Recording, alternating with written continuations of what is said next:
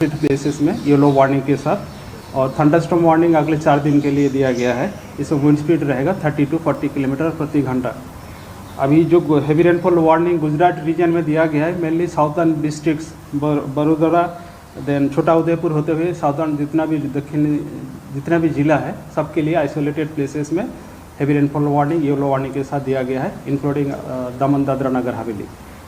और सौराष्ट्र कच्छ में heavy rainfall warning mainly तटीय क्षेत्र वाला डिस्ट्रिक्ट जो है पोरबंदर, जूनागढ़, अमरेली, भावनगर, गिर सोमनाथ और दीव के लिए दिया गया है आइसोलेटेड प्लेसेस में हैवी रेनफॉल येलो वार्निंग के साथ। 31 अक्टूबर का जो heavy rainfall warning Gujarat region में दिया गया है ऑल साउदर्न डिस्ट्रिक्ट्स आज के जैसा ही।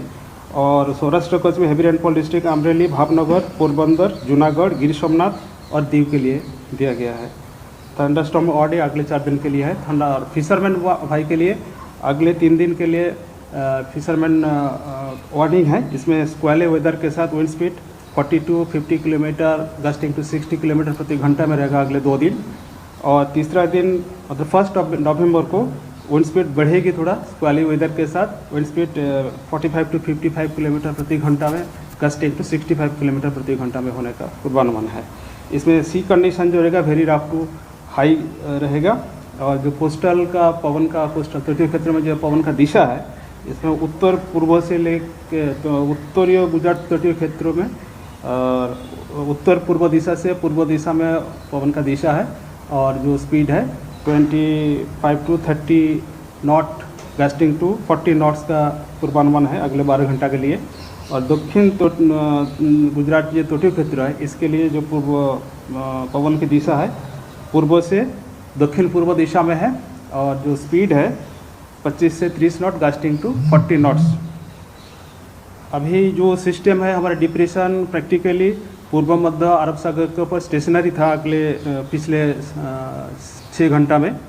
और इसका जो एग्जैक्ट लोकेशन है अभी 17.9 डिग्री नॉर्थ और 68.2 डिग्री ईस्ट बिराबल से अभी दक्षिण पश्चिम दिशा में 410 किलोमीटर दूर है। और मुंबई से पश्चिम दक्षिण पश्चिम दिशा में 510 किलोमीटर दूर में है। और इसका जो फोरकास्ट है मूवमेंट की it is likely to move उत्तर उत्तर पश्चिम दिशा में अगले 36 आवर में, ये 36 घंटा में अगले मूवमेंट रहेगी उत्तर उत्तर पश्चिम दिशा में।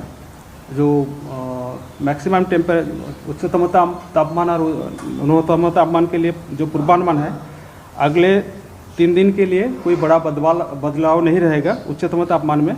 और न्यूनतम तापमान में 2 से 3 degree centigrade there after rise बढ़ेगा।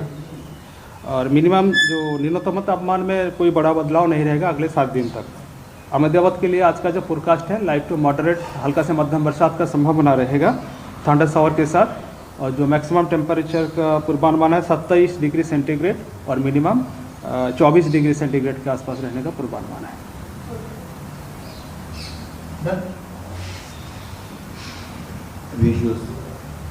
સર હજુ 3 દિવસ ભારે છે, જેમ જેમ આ સિસ્ટમ નજીક આવી રહી છે તેમ વધારે અત્યારે અઘરી પણ બની રહી છે। જોરદાર પવન ફૂંકાઈ રહ્યો છે, વરસાદ પણ હજુ ભારે રહેવાનો છે।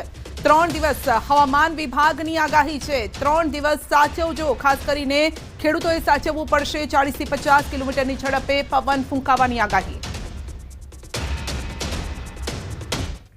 તો અરબી સમુદ્રમાં ડિપ્રેશન સક્રિય છે, વરસાદી માહોલ ચરમસીમાએ છે અને 1 નવેમ્બર સુધી ભારે વરસાદની સંભાવના છે। હવામાન નિષ્ણાત ડોક્ટર ચિરાગ શાહે વ્યક્ત કરી છે શક્યતા આવનાર 12 કલાકમાં ભેજમાં વધારો થાય તો ડીપ ડિપ્રેશનની શક્યતા છે। ડીપ ડિપ્રેશન ન બને તો પણ ભારેથી અતિ ભારે વરસાદ શક્ય છે।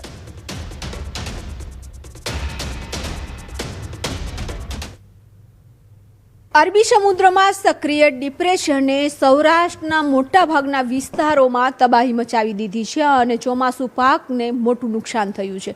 આ ડિપ્રેશન છે હજુ કેટલા દિવસ યથાવત રહેશે તે જાણીશું। આપણી સાથે છે કેકા શાસ્ત્રીના પ્રોફેસર ડૉક્ટર ચિરાગ શાહ। ચિરાગભાઈ, અત્યારે તો જે રીતે ડિપ્રેશનને વરસાદ થયો અને નુકસાન થઈ ગયું છે, આ ડિપ્રેશન હજુ કેટલા દિવસ રહેશે, વધુ મજબૂત બનશે કે કેમ? ડિપ્રેશન અત્યારે હાલમાં જે આપણા સૌરાષ્ટ્રના કાંઠાની આસપાસના વિસ્તારમાં છે, એટલે આ ડિપ્રેશનને ડીપ ડિપ્રેશનમાં થવાની સંભાવના અત્યારે હાલના સંજોગોમાં થોડી છે. પણ એવું બી કહી શકાય કે આ ડિપ્રેશનની જે મૂવમેન્ટ છે એ 3 દિવસમાં ફેરફાર બતાવી રહ્યો છે. મારા જે મોડેલ પ્રમાણે હું જોઈ રહ્યો છું કે એમાં થોડા ઘણા ફેરફાર થઈ રહ્યા છે. તો એવું કહી શકાય કે આ ડિપ્રેશન થોડુંક પાછું નીચે મતલબ મુંબઈ સાઈડ જશે અને પાછું 1 તારીખે ઉપરની સાઈડ એટલે ઈસ્ટ ટુ વેસ્ટની દિશામાં એ આવવાની સંભાવના તે જોઈ રહ્યા છે. એના અનુસંધાનમાં એવું કહી શકાય કે ડિપ્રેશનમાંથી ડીપ ડિપ્રેશનમાં 31 અને 1 તારીખની રાત્રે કદાચ ડિપ્રેશનની અંદર ડીપ ડિપ્રેશનમાં જવાની સંભાવના અત્યારે હાલના સંજોગમાં લાગી રહી છે. પણ આવનારા 12 થી 14 કલાકની અંદર અત્યારે ગુજરાતમાં જે વરસાદનો માહોલ જામી રહ્યો છે, હવે એની અંદર એને કેટલો મોઇસ્ચર ગેઇન મળે છે, એને દરિયાની સપાટીમાંથી એને કેટલો મોઇસ્ચર મળે છે એના પર ડિપેન્ડ થશે કે ડીપ ડિપ્રેશન જશે કે નહીં. પણ હાલના અનુભવ પ્રમાણે ડિપ્રેશન થવાની સંભાવના અત્યારે લાગી રહી છે. જેના અનુસંધાનમાં એવું કહી શકાય કે આવનારા 3 દિવસમાં એટલે 30 આજની તારીખ 31 અને 1 નવેમ્બર સુધીમાં ગુજરાતના તમામ વિસ્તારોમાં વરસાદ રહેશે અને લગભગ દક્ષિણ ગુજરાત, સૌરાષ્ટ્ર અને મધ્ય ગુજરાતમાં અમદાવાદ, ખેડા, આણંદ બધામાં ભારેથી અતિ ભારે વરસાદ થવાની સંભાવના 1 નવેમ્બરના દિવસે અત્યારે હું મારા મોડેલ પ્રમાણે જોઈ રહ્યો છું. હવે આ સિસ્ટમની અંદરનો જે આખતનો જેનો પાથ રૂટ છે એ પ્રોપર જે સાયક્લોનિક પેટર્ન પ્રમાણે જોઈ રહ્યા છીએ આપણે. એટલે સાયક્લોનિક પેટર્નમાં સમટાઈમ એવું થતું હોય છે કે એની હવાના વેગના કારણે એ થોડી ઘણી દિશાને એનો વાવડ બદલતો હોય છે. એટલે એ પ્રોપર પ્રમાણમાં જો સાયક્લોનિક ફોર્મની જે સંભાવના થવી જોઈએ એ સંભાવના પ્રમાણે જઈ રહ્યો છે. પણ એકચ્યુઅલીમાં અત્યારનું જે સ્ટેબલાઇઝેશન એનું થોડું જોઈ રહ્યા છે કે થોડુંક સ્ટેબલ ઠંડુ પડી ગયું છે. પણ હવે હું કહું છું ને કે આવનારા 12 કલાકની અંદર જો એને પાછો ભેજ પ્રોપર મળે, એને મોઇસ્ચર કન્ટેન્ટ વધારે મળશે તો ડેફિનેટલી એ ડિપ્રેશન અને ડીપ ડિપ્રેશન થવાની સંભાવના છે. હા, અને આવનારા 3 દિવસની અંદર આ જો સિસ્ટમ ડિપ્રેશન કે ડીપ ડિપ્રેશનમાં નહીં જાય તો પણ આપણા ગુજરાતના દક્ષિણ ગુજરાત, સૌરાષ્ટ્રનો કાંઠો, સૌરાષ્ટ્રના તમામ સૌરાષ્ટ્રના વિસ્તારો તમે લઈ લો, દેવ દ્વારકાથી લઈને છે જુનાગઢ સુધી બધા વિસ્તારો લઈ લો, અને મધ્ય ગુજરાતની અંદર આણંદ છે, આપણે અમદાવાદ છે, કપડવન છે, ખેડા છે, આ બધાની અંદર ભારેથી અતિ ભારે વરસાદ 1 નવેમ્બર સુધી થવાની પૂરેપૂરી સંભાવના 100% છે. તો વધતા માવઠાઓને લઈને હવામાન નિષ્ણાત ડોક્ટર ચિરાગ શાહે જણાવ્યું કે ક્લાઇમેટ ચેન્જની અસરથી મોસમી પેટર્નમાં મોટો ફેરફાર આવ્યો છે. અરબી સમુદ્ર વધુ સક્રિય બન્યો છે. છેલ્લા 5 વર્ષમાં અરબ સાગરમાં ચક્રવાતોની સંખ્યા પણ વધી ગઈ છે. દરિયામાં તાપમાન વધવાથી સમુદ્ર વધુ સક્રિય થયો છે. ક્લાઇમેટ ચેન્જની અસરથી મોસમી પેટર્નમાં ફેરફાર જોવા મળ્યા છે અને છેલ્લા 5 વર્ષમાં આ ફેરફાર સતત અલગ અલગ રીતે આપણે મહેસૂસ પણ કરી રહ્યા છે. આ સિસ્ટમ બનવાનું કારણ શું? કારણ કે એક વેસ્ટર્ન ડિસ્ટર્બન્સ, બીજી બાજુ તો બંગાળની ખાડીમાં વાવાઝોડું હતું એ પણ હવે લો પ્રેશરમાં પરિવર્તિત થઈ રહ્યું છે. એટલે આ બધી 3 જે સિસ્ટમો છે એની ઇફેક્ટના કારણે આટલું મોટું સિસ્ટમ બની છે અને તેના કારણે નવેમ્બર મહિનામાં આટલું મોટું માવઠું થઈ રહ્યું છે. આટલા વર્ષોથી આપણે માવઠા જોતા હતા કે માવઠા જે બી આવતા હતા એ લગભગ 1 કે 2 દિવસના હતા. અને વર્ષોથી જ્યારથી 2008ની અંદરમાં આપણા ભારતની અંદર જ્યારે ક્લાઇમેટની જે ભાષા લોકોને સમજ પડી કે અલ નીનો અને લા નીના છે, તો આ અલ નીનોના રૂપમાં 2007થી આપણા ભારત અને ગુજરાતની અંદર લગભગ વિભુબેન નવેમ્બર ડિસેમ્બરમાં 2 દિવસ માવઠું આવે અને ફેબ્રુઆરી એન્ડમાં 2 દિવસ માવઠું આવે.